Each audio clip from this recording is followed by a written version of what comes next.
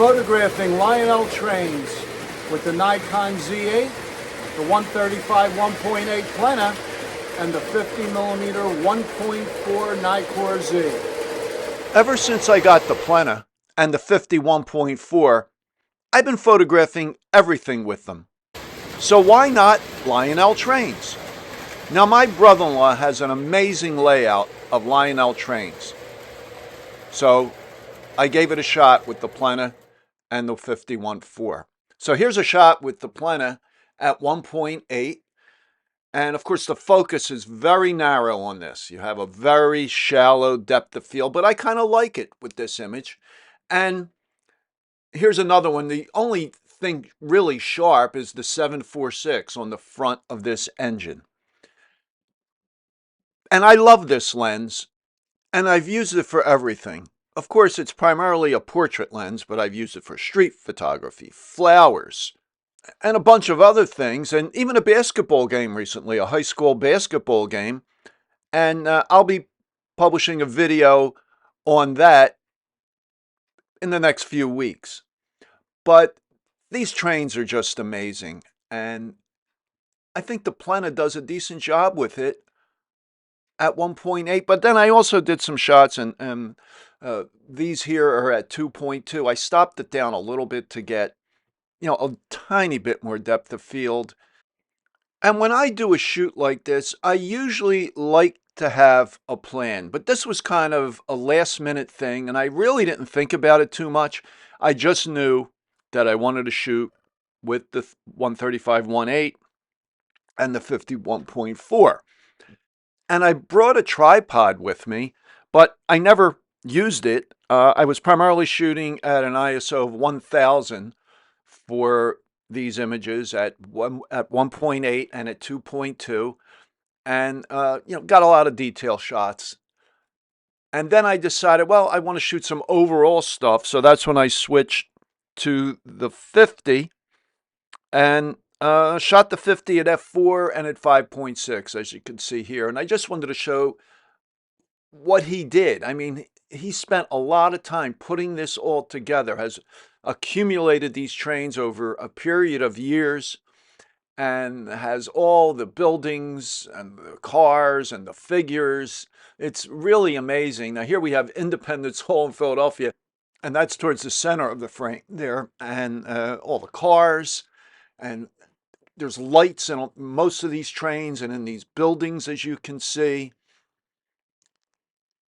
And I probably should have stopped down some more to get more depth of field in this shot. You can see a church there in the background. I think a little later I got a shot of that with the Plena. But the 51.4 is very sharp. It's not as sharp as the 51.8, as a lot of people have said, but I think it worked out fine for this.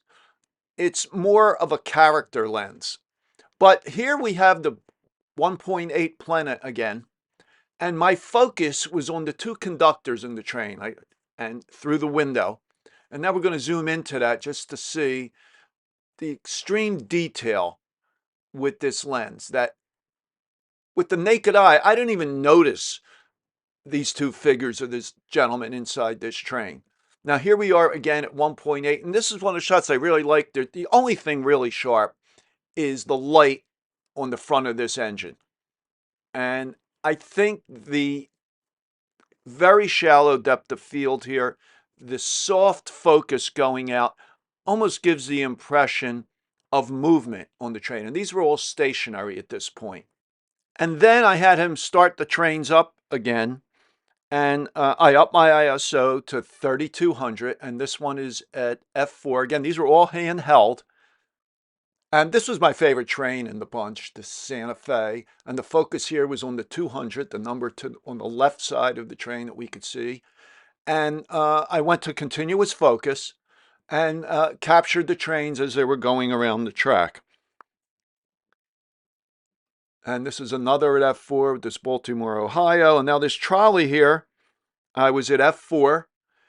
And this trolley goes back and forth. Goes all the way back and then comes all the way forward, but the lens was able to keep up. This lens works out really well with action, as you will see when I publish my basketball video.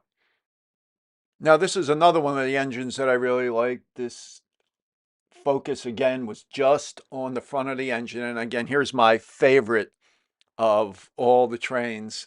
He has this Santa Fe. I just like the color of it. The blue and the yellow I think looks really great. So now I wanted to shoot a sequence. So I set the camera for 10 frames a second and shot this engine coming towards me at 6400, a 500th of a second at f3.5, and just put the focus point on the front of the engine. And that's really the only thing, at least on the engine, that is very sharp, but it just held the focus. It kept the focus as that engine was coming towards me. So I'm very impressed with the Plena for action. Now here's a stationary shot. It was coming out of a tunnel and I had him stop it. And I believe on this one, I was shooting at 2.8. I just wanted to get a little more detail, a little more depth of field. Now I went back to 1.8 with shooting this car.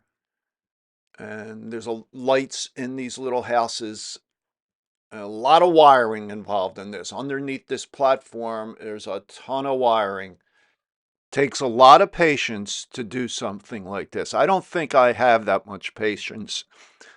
Even like shooting wildlife photography, if I'm photographing a bird on a perch, I'll wait for a little while, and it seems soon as I move, because I don't feel like spending all day waiting for this bird to take off, soon as I move on, the bird takes off. So I guess I need to have more patience with my wildlife photography.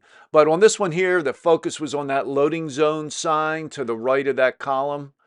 And again, very shallow depth of field, but I think it gives it a more realistic look. And I especially think this looks, to me, of this mail truck of a foggy day, early in the morning, and it looks pretty real to me. And that's what I was trying to capture. So I think this is my favorite shot, other than some shots of the trains, because it does have that look of reality to it. And the Plena helps you capture that with that very narrow, shallow depth of field. Now this shot here was made with my iPhone 14, as were the video clips at the beginning of this YouTube video. And it does an amazing job. It really does. It's tremendous depth of field here. Okay, now this final shot was made with the Plena, obviously. So I hope you enjoyed this video. If you did, please give it a thumbs up and subscribe to my channel. And if you have any questions or comments in this video, please leave them in the comments below. I always try to respond to all questions and comments. I usually publish a new video every Monday morning and Wednesday morning at 11 a.m. Eastern Time. So thanks for watching, and I will talk to you soon.